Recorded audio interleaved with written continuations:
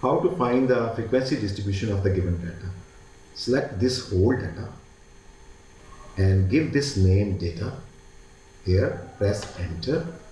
Now, by just observing the maximum and minimum value of the data, max is 68 and minimum is 20. I have drawn the interval values of x from 20 to 70. Now I'm going to find the frequency, right? Frequency,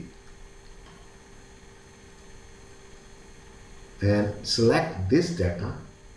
Instead of selecting this data, we have given this data named data. So write data just here. It will automatically select the whole data. Press comma. Now select these bin values of x. Press enter.